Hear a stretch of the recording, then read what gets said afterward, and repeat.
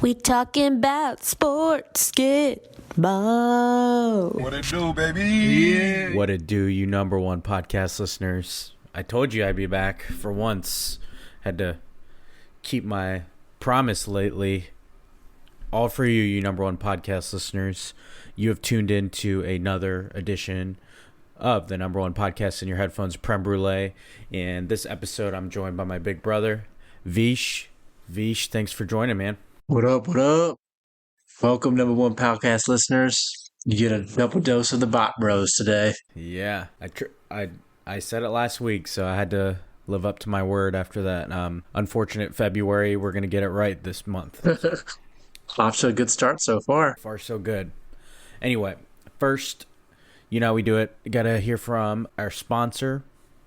This episode of the Prem Brulee podcast is brought to you by Sleep Battle Photography, a boutique photo studio in Asbury Park, New Jersey. From cinematic stills, unique and classic wedding and elopement photos, even product or commercial photography like you see for the Prem Brulee brand. Sleep Battle is a full-service studio, so visit their Instagram at SLEEPATTLE and treat your eyes to something nice. The number one photographer for the number one podcast in your headphones. You've heard him before, Thomas Lewis, so go support the man. Number one podcast listeners, without further ado, let's get started on Yeah Fam or Nah. And first up, Vish, I wanted to talk about some QB moves or QB moves to be also. First up, we have you played yourself first ballot Hall of Famer Aaron Rodgers. He has been meeting with the New York Jets brass. Important to note, his current contract guarantees him $59.5 million this season. He is under contract through 2024, so the next 2 years, he's due a total of $108.8 million. Oh, not too shabby, man. Yeah, not too shabby at all. It's 108.8 more money than he's gotten vaccine shots. So if you think about it that way, that's kind of crazy. Hey, well, that's insane. It's crazy. His bonus money is prorated, so I thought this was interesting. He only counts $15.8 million against the salary cap in this season. It does jump up to $32.5 million in 2024, but those are both really reasonable amounts given what quarterbacks are earning. I mean, speaking of that being a realistic number and not bad, the New York Giants signed Daniel Jones to a 4-year, $160 million deal. He's got $82 million guaranteed, $35 million in incentives. The Giants do have an out after 2 years, so it's effectively like a 2-year contract.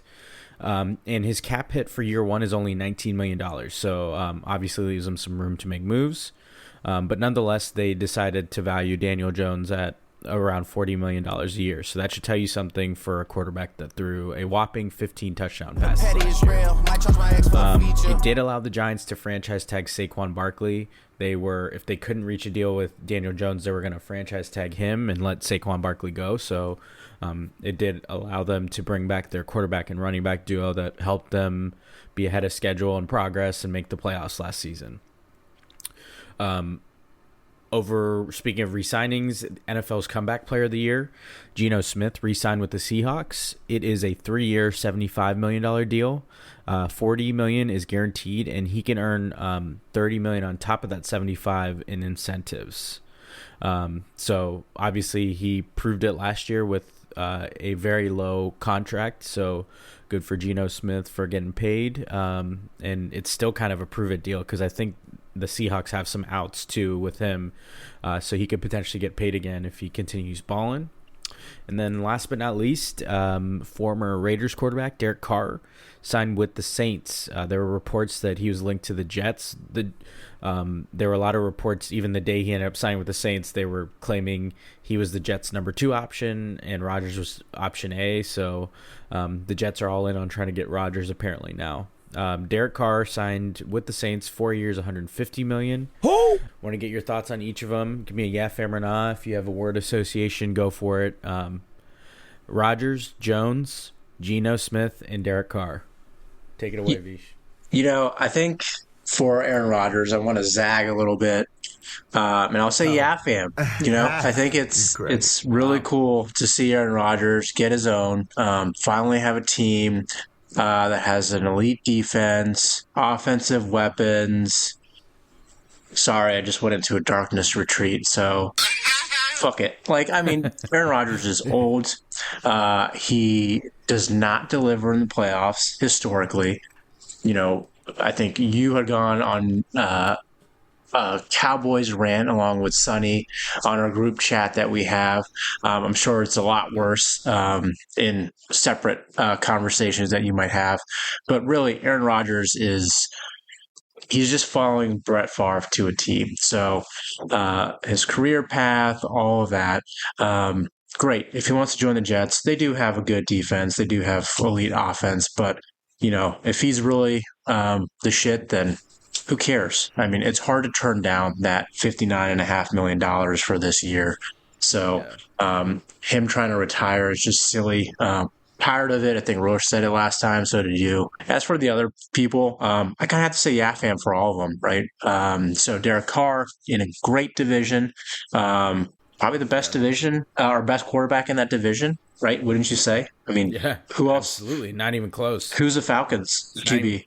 I have no idea. Falcons, they let Mariota go, so it's Desmond Ridder, Cincinnati Bearcat, former Cincinnati Bearcat. So. I think so. Desmond Ridder, whoever the Panthers have, we're going to try to get, right? Panthers, yeah, who knows? And then the Bucs. I would assume they're going to draft someone. Is that Kyle Trask? Bucs, Kyle Trask. Yep.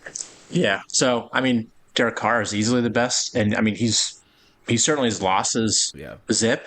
But I mean, they have a good run game. They have a solid defense again. That matters. Mm-hmm. So in that division, I think it turns over pretty quickly anyways. Good for Geno Smith. Good for Daniel Jones. I think they're in good situations where they know the offense. It's really hard to go against them. I'm sure you like to see Daniel Jones in that giant blue. Yeah. Yeah, I don't mind it at all. Yeah, I'm right alongside with you. Aaron Rodgers, you number one podcast listeners already know I'm tired of him, everything he is. Now, if he played the Cowboys every week, he'd have more rings than Tom Brady. But unfortunately for him, he doesn't get to do that. So he is forced to live by his, I would say, like lack of accolades. I mean, he has MVPs and Offensive Player of the Years, but like you said in the playoffs, he hasn't made it count. He has one Super Bowl. For as much as we talk about him. Quarterbacks we hold in that reverence have done a little bit more for their teams. Obviously, Packers famously never spent on skill players in the first round. So, but I'm not about to sit here and defend Aaron Rodgers because you're in the wrong podcast if you think that's going to happen. Petty alert. Petty alert. Well, I mean, and also like you don't take that extension if you want weapons, right? I mean, and yeah, sure, he does take pay cuts, but Tom Brady historically could have been paid that much, but even in New England and even in Tampa Bay, he got a modest amount, but it wasn't crazy. And then I don't know what you think, and what do you do with the Seahawks? I think that's a good deal for Seattle and Geno Smith because they have a crap ton of trade ammunition, and even if they suck this year, and the Broncos are really good, they still would have a high pick, and they can get that Caleb Williams if they want, or they can even reach for other players other quarterbacks this year and kind of let them sit behind Geno Smith, who knows the offense. I don't know. What would you do? Yeah, I agree. If they wanted to go quarterback, I wouldn't draft a quarterback. If you believe in Geno Smith, I think you roll with them because unless they're going to use those assets to get Bryce Young or CJ Stroud, I'm not drafting somebody that early. If you believe in them, you believe in them. So I would wait and see how it goes in subsequent years. You're not tied to him long term, and I think it's a good deal because then you're not putting all your eggs in that basket. But I don't think I see a lot of mocks with the Seahawks going quarterback. They were before they re-signed Geno, so makes sense. I think they'll go another direction. They have a lot of holes to fill, and then they get Denver's pick, and they have their own pick. So, I mean, they're in like you said, a great situation. Derek Carr, no-brainer to go to the Saints. It's a very winnable division. He's never had a top 10 defense. He gets one in New Orleans, so he's losing all excuses. Same with Aaron Rodgers. He goes to New York. You're getting paid that amount of money, and you have those skill players there. There's no more excuses. not that there were before. And Daniel Jones, yeah, I mean, sure, Giants pay him, but I still, from a non-hater standpoint, it's still a good deal for the Giants because they have an out after 2 years. Yep. I think it's genius for teams to do that because he's had one good season, so it's kind of crazy to pay him an average value of $40 million a year. But 100%. It's kind of what the market's dictating, so they chose not to accept his fifth-year option because he was sucking up until last year. So good for him. He proved them wrong. They had a good season. We'll see if it's consistent, if he can continue it, and if not, they're done with him after 2 years. Yeah. I mean, and they have a late pick because obviously they made the playoffs and won a round, so they have a later first-round pick too, so this wouldn't be the year for them to replace him either. So if he sucks, then you draft early again. If he does well, then great. You hit on the quarterback. It just took longer than they thought. So anyway, Yeah, I think even with Derek Carr, they play in a dome. I mean, it's pretty nice to be a little bit older and not have to worry about the elements and the weather.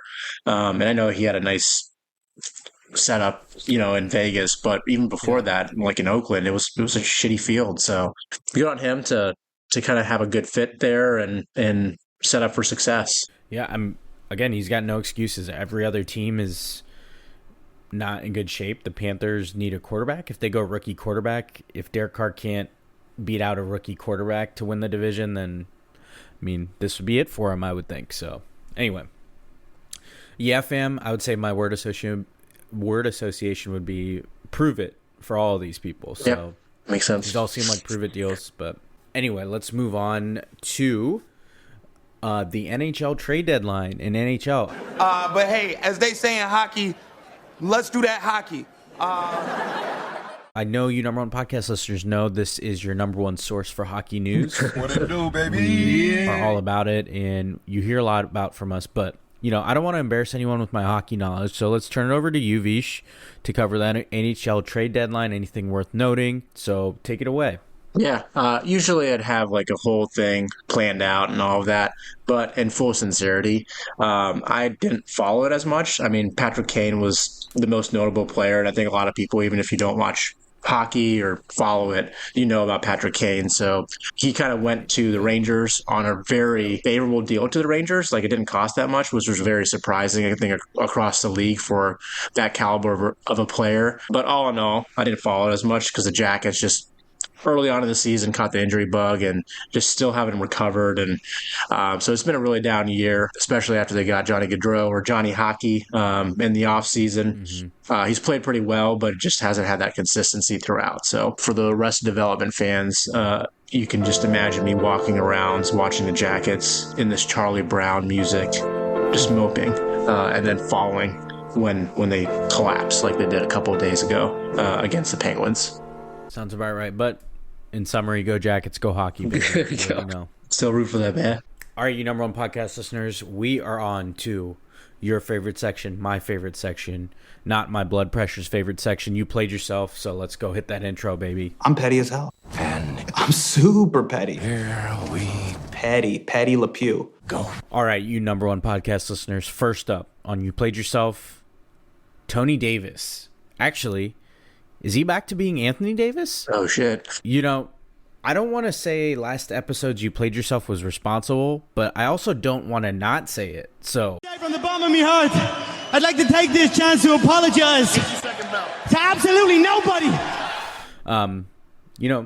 maybe You Played Yourself to me, but let's see. I mean, he still did pass his injury to LeBron, so, can't always have nice things with him. But he's been balling out for the Lakers, putting up huge numbers, but we'll see how long that's sustainable. Yeah, I think that's he probably listened.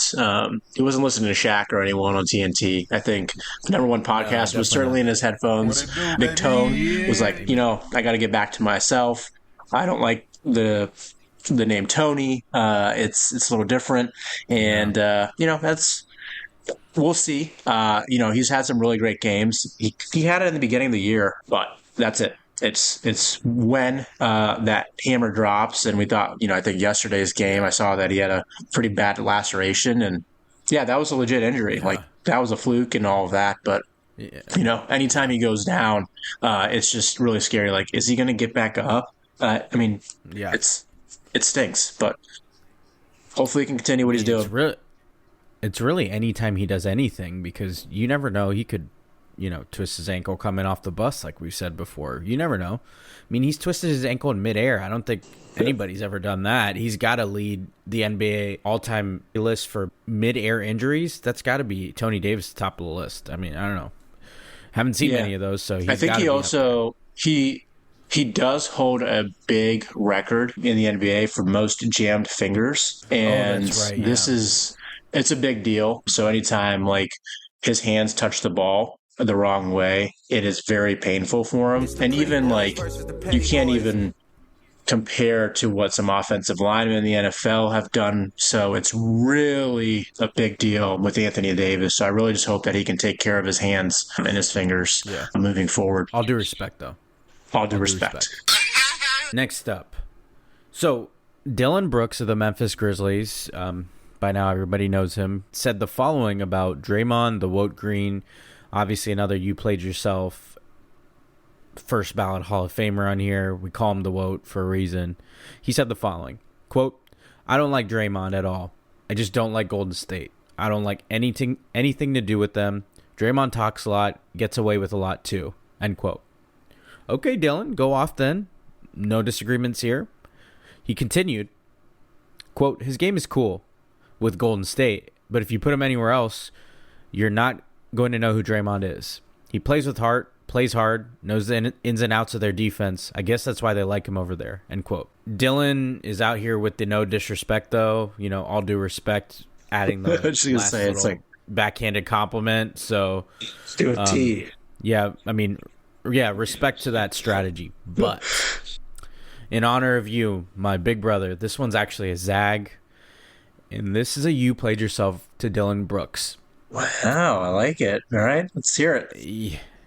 Do you know how hard it is for you to say something that makes me side with Draymond Green? So, congratulations. You played yourself. I mean, let's talk about the Grizzlies, by the way, who also could just be on You Played Yourself by themselves. But Dylan Brooks is the figurehead behind it, because he's turned into this like fucking dirty-ass player.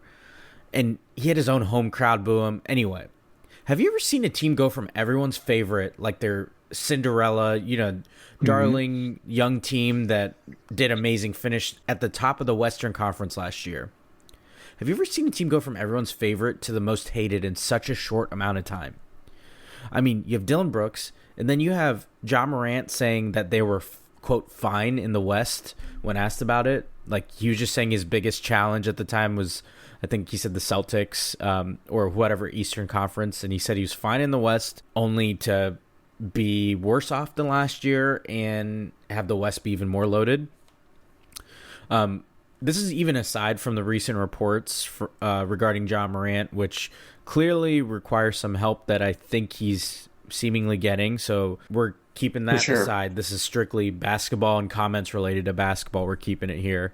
But the Grizzlies talk like they're a dynasty. I think they've used that word actually before, but they haven't done shit. I think there's also like a fine line between confidence and like, hey, we are the best team type of thing, but then continually saying it and then saying like, oh, there's a chip on their shoulder, not ours. And you're like, well, yeah, you haven't done anything, so you can talk shit and you can do all these types of things, but not to the extent that they've got. And I think that's where it they've crossed this fence or this line or whatever, and they've gone way past it. And you're like, yeah, you can be a confident team and be still really likable. But they just, like you said, it's weird. It's funny, they found it last year, and yet they just undo it all this year. But I'm not going to sit here and list Green's accolades. He's still the Woat. But my goodness, why on earth, as Dylan Brooks, would you be talking about someone that suns you in every way on his resume? Like, championships, gold medals, like all this stuff. Draymond's won like Defensive Player of the Year before, and you as Dylan Brooks are picking a fight with him? Like, what on earth makes you want to do that besides absolute stupidity? So, You Played Yourself, and I feel disgusted with this, but how on earth as Dylan Brooks do you get me defending Draymond Green? I just feel fucking disgusting doing it. Obviously, Draymond couldn't stay silent. He's not one to take the high road. So he's since responded, and just like his resume compared to Dylan Brooks has absolutely owned him. He said the following, quote, "If you ever wondered why the Memphis Grizzlies is not ready to compete for a championship, look no further than this idiot right here." Obviously talking about Brooks. "They're actually depending on this guy to win a championship. The dynasty starts after you, not with you. That's just a fact. I know dynasty-like players, and they aren't clowns," end quote. I mean, my God, this dude has a family, but you poked the wrong person. Yeah, jeez. You shouldn't have been talking shit. Yeah. So, anyway, you played yourself, Dylan Brooks, and the Memphis Grizzlies. My goodness. Like, actually have some accolades before you start talking shit. Yep, for sure. Next up on You Played Yourself is me. 2 episodes in a row I've put myself on here. But this is specifically related to Creme Brulee, episode 109, the one you heard last week. In my prep to cover me sucking in February, I forgot to cover the biggest thing, which you pointed out after listening to last episode, Vish. I listened twice through just to make sure I didn't miss it. I appreciate the play. I should have. What I should have done. That's the type of energy everybody should be on. What I should have done, though, and this is what everyone should do, is if you think something is missed, we're going to call ourselves out. We're a family. It's not just you, right? So you're about to do what you're going to do. But I should have. Said I re-downloaded it, right, and then played it over again. And that's Amen. That's the type of energy that we want to see, and that's the type of energy that we want to see in the #1 podcast in your headphones. So. Amen. Okay, so what we missed was LeBron breaking the NBA's all-time scoring record. On February 7th, he passed Kareem Abdul-Jabbar's 38,387 career points on a step-back signature fadeaway against the Thunder. Obviously, he's 38,388 and counting, and in case you're wondering, he's up to 38,450 despite his now injured foot/ankle. So this is You Played Yourself to me, but also a preemptive You Played Yourself to the MJ GOAT crowd. You already know where this podcast aligns. If you still don't have LeBron as your GOAT, you're wild. Respectfully, though. He is the absolute GOAT. This is a record nobody ever thought would be touched, and LeBron's longevity in itself is absolutely incredible.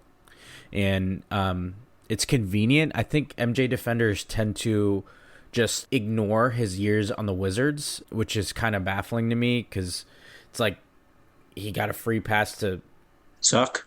To suck. LeBron is doing it at age 38 and still incredibly, he's still one of the stars of the game. His game is not declined at all. Yeah.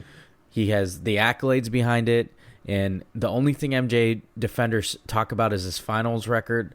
But that doesn't fucking matter because there's more at stake here, and he has the points to prove it. He's been the youngest to every major milestone in points, and now he's NBA's all-time leading scorer. There's absolutely no question he is the GOAT, and I think the only blemish is what I addressed last episode, that he never did a slam dunk contest. That's it. Yeah. Well, I think it just speaks to, like you just said, longevity, and also one of those rare situations, and we've talked about it. We're a pro LeBron, family, pro LeBron podcast. And if you're listening to this podcast, you're probably pro LeBron as well, because of all the love we give him. And to be honest, I don't know how you can be anti-LeBron is the point, though. Yeah, it's ridiculous. Like, you can still appreciate Jordan, you can still appreciate Kareem, who certainly doesn't get his fair share of the rap. Like, I mean, put up that many points in the era that he did it in, and the type of situations that he did it in as well. And he was 4 years in college, right at UCLA. So, not to take anything away from LeBron, because I think you put in LeBron's playoff finals, all of that. I mean, you're talking really about an all-time great. And I think this is where, listening to podcasts, and I haven't read the book of basketball by Bill Simmons, but he basically has a pyramid for that same reason. Like, this is the top tier. Like, don't rank them. You can if you want to. You can have the GOATs and all of that, but you're just pulling at strings, and it's just going to be about, it's the whole cliche of we agree to disagree. But we all know that LeBron's the GOAT. Full stop. Period. Yep. Anyway, it was a cool moment. Obviously, Kareem was in attendance. It was in front of the home crowd. He put on quite a show. It was cool to witness. Everything's been cool to witness. This guy came in with the utmost hype, and he has exceeded it. It truly can't be stated enough. I mean, he was dubbed the chosen one before he even stepped foot in the NBA, and for him to be the NBA's all-time leading scorer is, like, even in his own words, it's never something he even thought was attainable. So, just absolutely incredible. But yeah, you played yourself to us for missing the boat on that one. But glad we were able to give it its due, and thank you for reminding us of that. So next up, I think this is my primary you played yourself for this week. I try not to have favorites because everybody can come get some from here. All due respect, though. This you played yourself is related to the NFL and the collusion that's clearly taking place related to Lamar Jackson. So obviously the background is that the Baltimore Ravens placed a non-exclusive franchise tag for just over $32 million on Lamar Jackson. This was after the sides couldn't come to an agreement on a contract. Lamar Jackson represents himself. I think that's worth noting here. Doesn't have an agent. Yeah. They tried to reach a deal but couldn't. I haven't seen too much confirmed sources of how far apart they were, but clearly they were.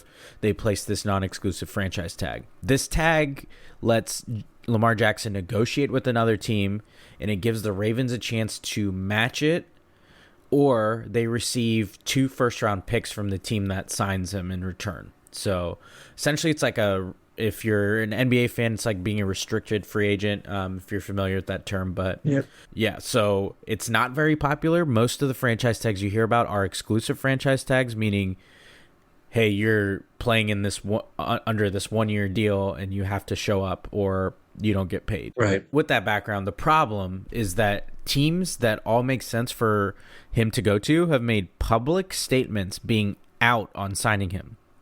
The Panthers, Falcons, I've heard conflicting reports whether the Raiders are publicly out, the Commanders, and the Dolphins. Some of these teams are teams that went after Deshaun Watson, who is in the midst of legal trouble that's been well documented before he ended up in Cleveland. Meanwhile, Lamar Jackson is MVP quarterback with no issues. He's, I think, won the division 2 out of his 4 years or so. He has made the playoffs clearly, and he has balled out with no wide receiver weapons to speak of. Yeah. So they clearly seem to be making a point to not allow another contract like Watson, but it's very odd. Let's put it odd is a nice way to put it. Yep.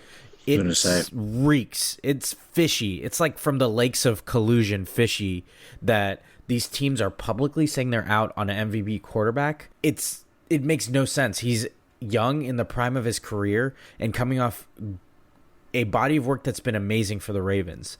It absolutely makes no sense for teams not to sign him or at least talk to him. But this publicly out stuff smells and reeks of fishiness. And you're talking about teams that have traded for the likes of Carson Wentz. Like I said, went after Deshaun Watson, were upset they didn't get someone like that on their team who's dealing with legal problems, ended up having a 11-game suspension. And Lamar Jackson's an issue. We're trying to make an example out of him. I absolutely fucking hate this, and I'm going to hate if he has to play on this franchise tag for less than he's worth, all because of another team giving a player a contract when the market's always dictated that. I hate this for Lamar Jackson. There's some people saying maybe it's teaching him a lesson for not having an agent, all this stuff. There's no lesson that needs to be taught except for if you play well, you deserve to get paid. Yep. I get it from the Ravens standpoint. They clearly couldn't make a deal, so they wanted the right to match a contract. And if they thought a contract was too rich for their blood, they could get something in return where any other situation would have left him as a free agent and they get nothing for him. So I get it from the Ravens standpoint, but what I don't understand is why everyone is staying away from him and more so making public statements why they are. And there's a lot of people that agree, a lot of reporters, media folks, media personalities, former players. JJ Watts chimed in, people like RG3, Ryan Clark on ESPN, all are up in arms rightfully about this situation, especially when you talk about some of the players that teams have traded for. 2 firsts for Lamar Jackson seems like a very good deal. And he makes teams an instant contender. I'm thinking teams like the Panthers, who are a game away from winning their NFC South. We just talked about that division. You have signed Lamar Jackson. You now have the best quarterback in the league. If the Panthers added someone like that, Lamar's never played with a wide receiver as good as DJ Moore. They have a young defense. You immediately become division contenders and probably the favorite. And that's just one example. I mean, all these teams could use Lamar Jackson. There's a lot of teams across the league that could use Lamar Jackson. So, I hate this. And, I hope Lamar Jackson gets paid. And if not, I hope the Players Association, I think they will look into this because it feels very off. Yeah. So here's kind of like a different hypothetical, because I agree with everything that you've said. It's just odd to punish someone for not having an agent, and then you see, we talked about Derek Carr, Daniel Jones at the beginning of this, even Aaron Rodgers, who's past the prime of his career, actually only had like maybe 1 year of prime, if you really want to count it. That's not the regular season. Would you, as a Dallas Cowboys fan, swap Lamar Jackson for Dak Prescott, and it will cost you the first round picks, if that makes sense? I mean, I don't think Mike McCarthy would be able to use him well, but yeah, I mean, if you're asking me if he's a better quarterback than Dak Prescott, I mean, he has the accolades to prove it. So there's no debate there. The one trade-off is that you have to change up your offense, but it would be great to see Lamar and Tony Pollard. Yeah. I mean, and he's never had CeeDee Lamb to throw to. I mean, hell yeah, it would take Lamar Jackson. There's not that many teams that wouldn't take him. I mean, and, I was going to say, I was like, it's everyone that's at the top. Yeah. It's not, I mean, and I'm not saying Lamar Jackson is like the top tier, but I mean, the teams at the top are, the Chiefs don't take him, the Bills don't take him, the Bengals don't take him, maybe the Chargers. Like, I don't, and then like, I even think that the teams like the Texans, I mean, do you change your potential offense around this, or are you already kind of set to say, hey, we have the draft capital that we need. We can't expect the Browns to be, top 15 next year type of thing. Those are just like super hypotheticals, right? I mean, it stinks, because I really think that the Browns thought this was the only way to get Deshaun, and that this is where contracts were going, but clearly it was not, and it's an anomaly. And I think the Browns are going to end up really holding the bag, even if Watson delivers. Short of not winning a Super Bowl, like paying that much money for any quarterback is obscene. We just talked about like Aaron Rodgers' number at the top, and Aaron Rodgers he's weird, he's quirky. We don't like him. He's always on the "you played yourself." Like, we should just rename the segment, I think, to the Aaron Rodgers segment. And still not up to par to Watson. I mean, it's insane. So, I mean, I think it just kind of puts in perspective of what Cleveland did and what they had to do to get Watson. But, would they have been better off just signing Jimmy G last year, or kind of having a go-between instead of dealing with this whole offseason saga, or off-field saga, I should say. But I don't know. I just thought I'd throw that hypothetical to see if you would. I know you're lukewarm about Dak anyways, but I mean, there's not too many quarterbacks that are available right now that have an MVP, like you said, and at the prime of their career, that are available at a pretty reasonable number when you see it, right? I mean, we've just never seen teams announce like they're out on someone like this. It's fucking off. It feels off, and I'm not even one of those people. Right. Anyway, let's move on. You Played Yourself goes to the Anthony Richardson NFL Combine hype train. Every year without fail, the so-called experts, fall in love with an athletic freak at the Underwear Olympics, aka the NFL Combine.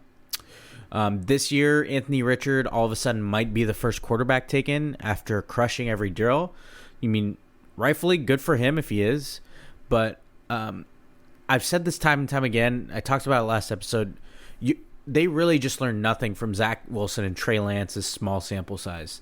Anthony Richardson has, glaring holes in his passing game. Obviously, he's an athletic freak, but there's a reason you didn't hear about Florida ever. And yes, that's not everything, but it's amazing to me how much teams fall in love when there's guys running drills or he's throwing against no defenders when there are obvious choices right in front of you. I mean, you have a Heisman Trophy winner in Bryce Young, who's responsible for most of Alabama's success, and C.J. Stroud, who's pro-ready.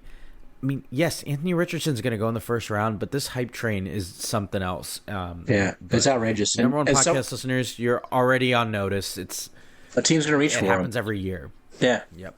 And I think when Thomas comes on for that draft preview coming up in probably a month or so, I think it's going to be quite interesting to see where he has slated because, you can never anticipate trades, but if someone falls in love with that and can actually take Anthony Richardson, is not starter ready this year, but, you are now spending a first on this individual to sit behind, and you got to have a good situation if you are taking him, if that makes sense. So. All right, I got someone for you played yourself. It's kind of starting to hit. Yeah, I was just getting ready. Yeah, it's starting to really hit some of the media. And when I say media, I don't really watch First Take or anything like that. I do listen to podcasts a little bit because I think they say much with some sources behind it, so that they're not going to put it out there in the sphere. Obviously, you can edit a podcast and take stuff out if you said something that is completely wrong, but for the most part, you start to see this consistency. But a preemptive you played yourself or you are playing yourself to Adam Silver. You and Roche talked about this in the last episode around the All-Star game. That whole weekend was just a dud. But really, where the hell is this guy, right? He kind of showed up a little bit during the All-Star game. And we know that he's no David Stern. There's not going to ever be a David Stern, a commissioner like him, where he was ruthless. He kind of wanted his ways, but he grew the brand so much. Adam Silver, after the Donald Sterling situation, which was a home run, I should say slam dunk because that's a better pun. That's a better dad joke there. There's so many glaring issues that are going on. I'll list them really quickly. We can go down this gigantic rabbit hole if we needed to on each topic.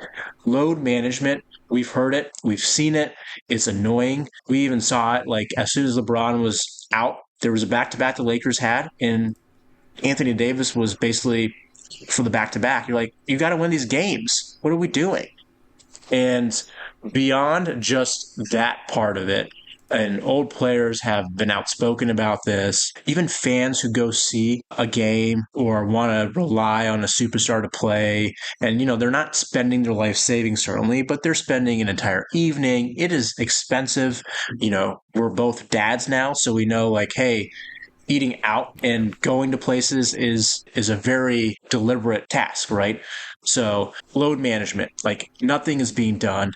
Something has to be done. Do you want to actually Kawhi Leonard, who starts on the you played yourself? He's barely played in any games. And when he does play, he's great. But is he really great if he's not playing every game? I don't know. It's a weird dilemma. And if it's so much because of the schedule, reduce the games. The product is going to sell better if your players can play. If they get hurt, that's one thing, but sitting out for load management is just a bunch of shit. Refereeing, there's just some blatant head scratching that goes on sometimes. No calls or calls that happen that really make Tim Donaghy hey, come back to the NBA, come referee.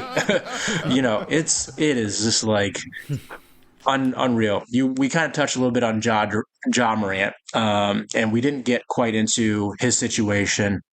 We mentioned that he does really need some level of help, but there's been no statement by the NBA. There's been no understand. Hey, there was a police investigation. The Grizzlies, even Ja said, hey, I need help. Even put out a vague statement that says, yeah, we're looking into this or something like that. You don't really have to be doing it, but put something fucking out there. And then even if you go back, and I hate going back to Kyrie Irving, he's back. He's in Dallas now. He's not with the Nets. But that anti-Semitic statement back in October, it took him multiple days for the league to respond to this, to be able to say, oh, hey, this is the wrong statement. Adam Silver is Jewish. Like, why is it taking so long? So it is a preemptive you played yourself. Like, the time is really ticking on, are you going to be a great peacetime commissioner?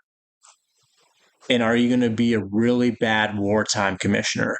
Because that legacy that he set himself up, this player's advocate of a commissioner, which he certainly is, great. But I mean, it takes so much push.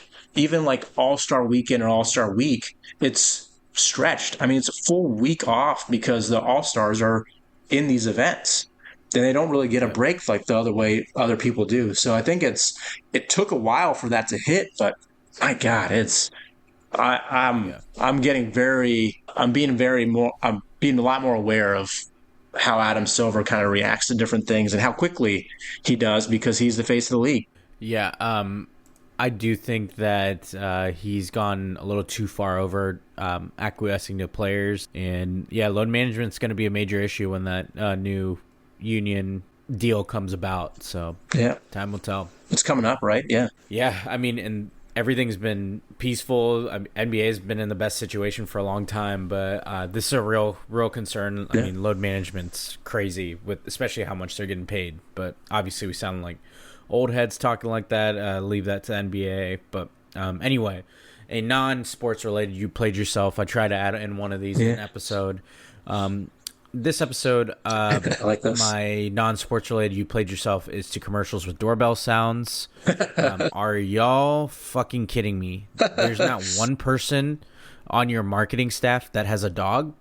Like, and also the most egregious violators of this are when pet store or pet product companies do it. Like, you guys must really be trying for us not to buy your product. Yeah. Under no circumstances do you need a freaking doorbell on your commercial. We get the point. It's almost like you have to mute the TV because I feel it too. I mean, is even though I don't think we've ever had a doorbell that actually has either worked or we now have a Ring one. So like my dogs have really no indication, but still I fucking understand your point of these commercials. Yeah. The other part that I'll mention, and I don't know if it's like immediate retirement or not, but sometimes like when I'm watching like a game or something, and I'm kind of like half dozing, half falling asleep. Here comes these like scary ass movies with these Annabelle and like ventriloquist dummies and like that shit is the scariest to me. I can do any other type of horror. I don't mind it. With the clown, any of that stuff. But when it comes to those dolls that come to life, it is just, it creeps me the fuck out. And there's more and more of these movies now. And then all of a sudden you're just like, you just hear this creak and it I don't know. It's obnoxious, I think, to a certain extent. For sure. Okay. That wraps up You Played Yourself, you number one podcast listeners. Hopefully we did you proud. But let's move on to who you got and what you feeling. This episode, I wanted to first cover the NCAA tournament that's quickly approaching. So I wanted to give you a who you got. Three choices, okay? You have University of Houston, go Cougs, Purdue, or the Field.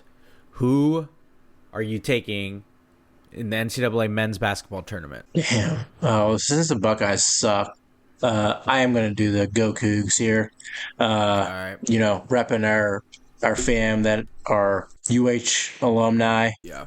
And I can't take Purdue, but this is truly just a homer pick. And I think there's a lot of teams that I can actually win it this year. So as we kind of go into this conference weekend, conference championships, and then really get into the tournament, like just based on how things shake out. I mean, there's a lot of teams that can actually make a huge run.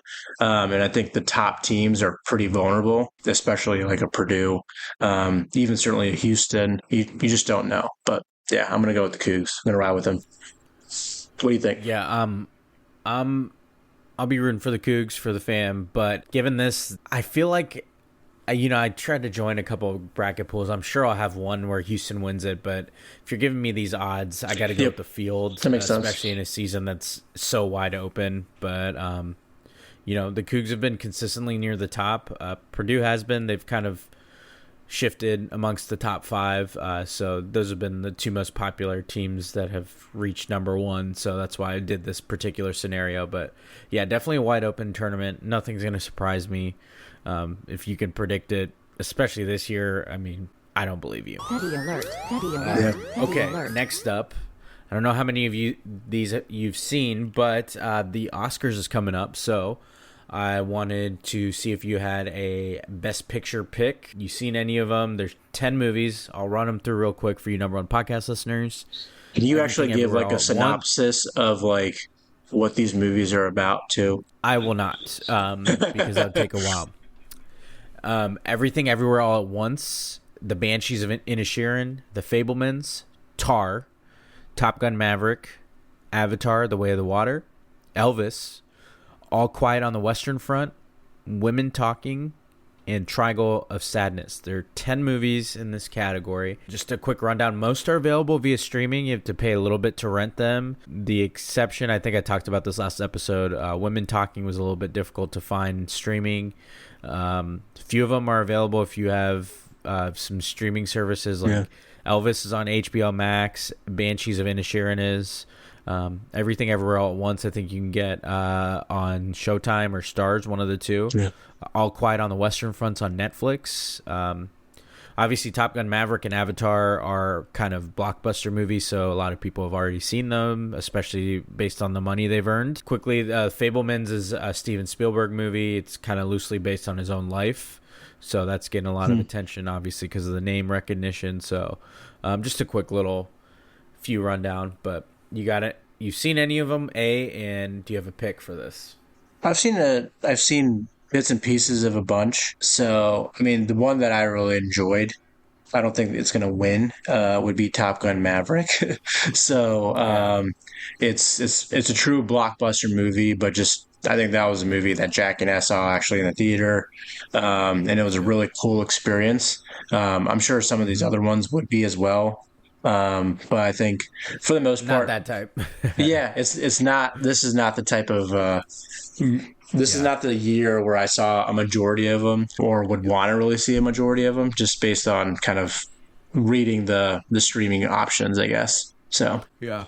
What about you? What do you? I mean, I know you and Steph have watched all of them right now at this point. Yes, we officially have. I think we're gonna try to watch The Whale, which Brendan Fraser's getting a lot of okay, gotcha. over. Not a Best Picture nominee, but he's nominated for Best Actor. I think he's the favorite in that. But my favorite of this list, and it's the one I think is gonna win. It leads the odds if you're a degenerate and looking to get in on Oscars odds. You're missing football or something. Everything Everywhere All at Once is the one I think will and should win. It was a great movie. I think anyone would appreciate it. It's a little bit more accessible. It doesn't feel as like artsy fartsy in your face. Gotcha. So that'd be the one if number 1 podcast listeners haven't seen any of them. That'd be the one I would recommend first. And then my second favorite is The Banshees of Inisherin, but anyway, yeah, that's my pick for that.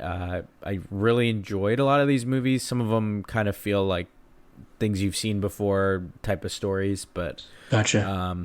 Anyway, is there a movie really good that acting in a lot of them? Is there a movie that would be on this that you've seen that should have been on this list that wasn't? I guess. I have or like a snub. kind of I guess the other way around. I don't really have a snub yet, but I don't think Elvis needed to be on here. I think the main actor that played him should have been nominated for his portrayal of Elvis. His name's Austin Butler. Right. But I didn't particularly think the movie was worth it. All Quiet on the Western Front was another one of those where it's like, it's really cool. It's about World War One and shows a lot of the trench warfare. You feel like you're really in it. But I feel like there have been other really good war movies, so I think it's probably going to get lost in there. Gotcha. And then The Fabelmans was really good, but I think part of that is always going to be like Steven Spielberg getting a little bit more attention than the usual. So, yeah, I mean, I don't really have one. These help me see artsy films. I don't ordinarily seek them out until I hear about the nominations. So I don't really have a good answer for that. Well, I mean, even like if you replaced Elvis like for a different, I would say like high-end movie, like it'd kind of be another not super blockbuster like Top Gun or Avatar, but like kind of middle of the road where people would go to the theaters to see this. I think they got the blockbuster. I think they got the two blockbusters really right on this one if you're going to include them. I do like that they're doing that because it always felt like this was kind of hoity-toity. Like, you need, I think a good measuring stick is if a lot of people go see it, like it should be on there. Right. I mean, and it's a good movie, just like Top Gun and Avatar were. So, yep. Cool. Anyway, okay, let's move on to what you feeling. I got a couple TV shows lately. My wife and I just started, we're through season 1 and on to season 2 of White Lotus. Oh, cool. Nice. I do get the hype. It kind of gets you reeled in. Very good actors in each of the 2 seasons. And then I loved and breezed through Full Swing on Netflix. I know they banked on how well the F1 series went on Netflix. They did a tennis version and now a golf version. It was phenomenal. I thought like all the golfers, they were featured. They got some big names in first season. They're already announced season 2's on the way. I thought the only boring guy was Scotty Scheffler. Everybody else they featured was great. They had some new people to the tour, some names you already know, like Spieth, Justin Thomas, Rory McIlroy, and then you had some new faces too. So I thought it was a great show and really enjoyed it. What about you? Yeah, I agree. I watched Full Swing as well, and I almost really breezed through it. Didn't realize. I mean, it was a fairly. I think it was like 8 episodes or something. So, but I mean, 8 episodes. Yeah. I mean, I think they did a good job, and it was kind of odd to be like, oh, here's they kind of go through the golf terminology, which is really odd, but I kind of take it to, I'm sure like true F1 fans that watch Drive to Survive are like, why are they describing this? This is like obvious stuff. So it kind of goes both ways. So I get it. They're trying to get a different type of audience, not just golf fans to watch Full Swing, but I think they kind of found their niche for that. So I loved Full Swing. And, one of the other things that actually started that's not really a show was Formula One. The first race was this past weekend. Drive to Survive really got me hooked on it. So really the last 3 years I've kind of watched it, or last 2.5 years really, I just watched it live. And it's a lot of fun because you know who the players are, the drama behind this, and then you kind of know some of the tracks that are consistent. So it is fun to watch those races, as weird as it sounds. I never thought I would be saying this, but I can't watch NASCAR. I can't watch any of the other racing areas, but hey, that's what it is. And then Last of Us has also been a great show that Jackie and I are watching. So I think there's one more episode left in the season that's coming up. So, and it's right in time for Succession to begin its fourth and final season. So I'm glad they actually, it sucks that the show's going away, but I'm glad they actually have, hey, this is the last one. I agree. We're not going to kind of go on and keep stringing this along just for the sake of clicks and views and viewers or whatever that is, that, hey, this is going to be one of those shows that goes down that start to finish, you can really say it's a consistent show. So, yep. I'm pumped for that. So yeah, I'm pumped for Succession. I think a lot of shows these are the final season. I think it was just announced that the upcoming Ted Lasso season. Oh, that's right. Yeah, I forgot about that. Yeah, which is kind of a bummer because I love that show. I think it's fantastic. And then show I watch, I think I've mentioned it before, is Mayans MC. It's a Sons of Anarchy spinoff that is going to be entering its final season as well. How many seasons of that have there been? It's been a while, right? I think this will be 4 or 5. I think this will be 5. And it's really hit its stride in the last couple seasons. It's been really good. I thought the first season was a little slow, but the ones since then have been really good. Yeah, I think I tried to watch the first season, then it kind of just fell off and other shows kind of came across it. I guess during the pandemic, I could have restarted it, but Yeah. here we are. Yeah, I agree with Last of Us. I'm way behind on that, so I'm going to have to watch a few of those. We've been prioritizing those Oscar nominees, so kind of fell behind on some of them, but it gets excited to... I think those that have seen or at least heard of Last of Us, I think the third episode with Nick Offerman in it was a really good one. That was fantastic. And the latest one was actually a really good one. I mean, I think the first few episodes are very like zombie-esque type shows, but then it really, the story starts to develop and all of that. So, you'll be pleasantly surprised that it does continue to get better and better. For sure, I'm pumped to catch up. I'll have plenty to watch. I usually never leave myself episodes to binge like that because I'm a notorious can't wait person. So, anyway, how we like to wrap up each episode. Number one podcast listeners, it is time for Too Much Sense. Okay, this episode's Too Much Sense is for people out there who need this reassurance. Just because you haven't heard from someone in a while doesn't mean that the love is gone. Try to trust people in your life in the grace that they've earned through your relationships. Life happens, and for some people, communication isn't their strength when it does. So, all relationships are give and take. Friendships, significant others, family, all that. If you haven't heard from someone, maybe it's your time to do the giving. Reach out to them, and there'll be another time where they'll be able to reciprocate. But just because you haven't heard from someone doesn't mean they don't love you. Speaking as a new parent, it is tough to think of the times to reach out to people. It's something I'm trying to fit in between the day because you're trying to be present with your kid. Yep. So that's where this perspective comes from. But you don't have to have a kid to have this perspective. Sometimes work gets in the way. Sometimes life gets in the way. Sometimes you just need your me time and don't feel very social. But that doesn't mean that person doesn't love you. Maybe it's your time to reach out. And if they still need longer, they'll probably respect you enough to tell you. And I think if that person's truly special to you, they've earned that grace, not just a silent, well, screw them. So anyway, that's my Too Much Sense for this week. I like that. Yeah, and that does it for another edition of the number one podcast in your headphones, Prem Brulee. I've been your host, Premal Bhatt. I've been joined by my co-host for this episode, Vish, my big brother. Thanks for joining me, big bro. Thanks for having me. Yes, absolutely. And you number one podcast listeners, you know the drill. Like, subscribe, send a positive review, tell a friend to tell a friend. I greatly appreciate recommendations, and when those of you reach out and tell me that you told someone to start listening, it means so much more than you could even imagine. So I truly appreciate you, number one podcast listeners. I'll never get tired of saying it. You're the reason why we self-proclaimed ourselves this number one podcast in your headphones. It's because of people like you. And we'll keep it that way. So appreciate you. And that does it for this episode. We will talk to you next time.